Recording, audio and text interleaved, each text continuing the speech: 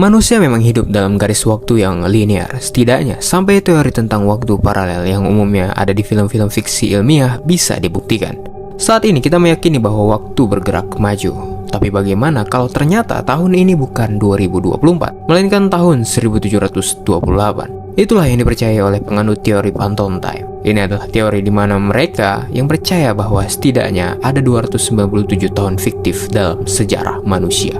Teori ini membahas pembuktian fakta sejarah dari awal abad pertengahan. Bahkan para penganut teori ini meyakini bahwa periode antara tahun 614 hingga 911 Masehi sesungguhnya tidak pernah ada dalam sejarah manusia. Lalu, seperti apa argumentasi utama dari para penganut Phantom Time ini? Benarkah ada sejarah palsu dalam rentetan perjalanan waktu hingga saat ini? Pendukung utama teori ini adalah Heribert Illich, seorang penulis asal Jerman yang aktif dalam gerakan revisionisme sejarah, dan Dr. Hans Ulrich Niemitz, seorang insinyur sekaligus sejarawan dari Leipzig University of Applied Science, Jerman. Sekitar tahun 1980-an, keduanya mengembangkan gagasan bahwa ada upaya sengaja dari Kaisar Otto III, Paus Sylvester II, dan kemungkinan juga Kaisar Bizantium Konstantinus VII yang membuat loncatan tahun dan memanipulasi sistem penanggalan. Tahun yang dimaksud seperti disinggung di awal adalah antara tahun 614 hingga 911 Masehi. Tujuannya adalah agar waktu hidup mereka dekat dengan tahun 1000 yang dianggap sebagai milenium. Ada pun beberapa argumentasi Illich dan Niemitz antara lain terkait kelangkaan bukti arkeologis yang dapat dipercaya berasal dari periode 614 hingga 911 ini. Mereka juga mempertanyakan beberapa kekurangan dari metode radiometrik dan dendrokronologi terkait peninggalan di periode ini. Dendrokronologi sendiri adalah metode penghitungan tahun atau periode tertentu dari cincin pertumbuhan batang pohon, sementara radiometrik digunakan untuk mendeteksi umur artefak atau peninggalan tertentu. Argumentasi lain yang dikemukakan adalah terkait kehadiran arsitektur Romawi di Eropa Barat pada abad ke-10. Mereka merasa aneh bahwa 500 tahun setelah kejatuhan Kekaisaran Romawi, arsitektur Romawi masih tumbuh subur di Eropa Barat. Mereka bahkan lebih jauh menjelaskan bahwa seluruh periode dinasti Caroling, termasuk keberadaan Charlemagne atau Charles the Great, adalah sebuah kepalsuan yang dilakukan oleh para penulis sejarah abad pertengahan. Argumentasi berikutnya terkait dengan persoalan kalender. Sebelum tahun 1582, sejak tahun 45 Masehi, negara-negara yang berada di bawah pengaruh Kekaisaran Romawi menggunakan kalender Julian yang menghitung satu tahun sebagai 365,25 hari.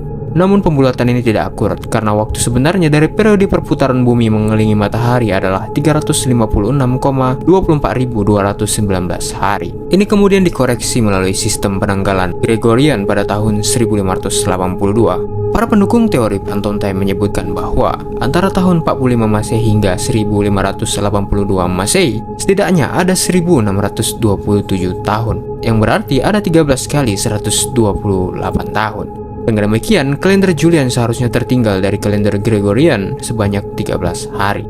Namun mereka menyebutkan bahwa kalender Julian ternyata hanya tertinggal 10 hari. Karena satu hari akan didapatkan dalam 128 tahun, maka ada sekitar 347 tahun yang sebetulnya hilang dari penanggalan itu.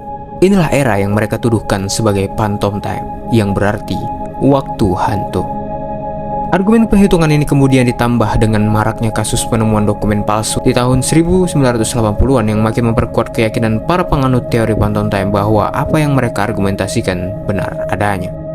Namun, apakah teori dan argumentasi yang diungkapkan Illich dan Niemitz dan para pendukung ini benar adanya?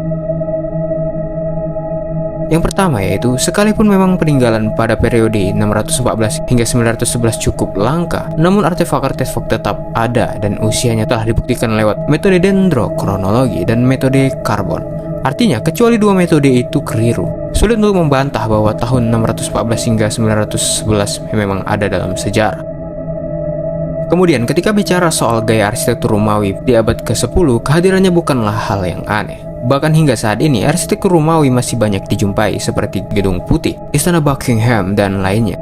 Lalu soal kalender Gregorian sebetulnya tidak dimaksudkan untuk mengatur ulang penanggalan dari periode tahun 45 sebelum Masehi atau tahun ketika kalender Julian disahkan. Kalender Gregorian sesungguhnya menghitung ulang dari tahun 320 Masehi atau tahun ketika di dalam Konsili Nicea, yang menjadi salah satu momen bersejarah dalam agama Kristen. Artinya, selisih 10 hari itu dihitung dari tahun tersebut. Satu bukti lagi yang membantah Phantom Time adalah astronomi. Fenomena-fenomena langit dan ruang angkasa sangat bisa diprediksi kejadiannya. Contohnya, dengan penghitungan astronomi, kita bisa mengetahui bahwa ada gerhana matahari yang bisa dilihat dari Italia pada 30 April 596 Masehi. Penghitungan ini terbukti karena ada catatan dari Asidor, seorang filsuf naturalis Romawi yang hidup di tahun tersebut, yang menunjukkan terjadinya fenomena tersebut.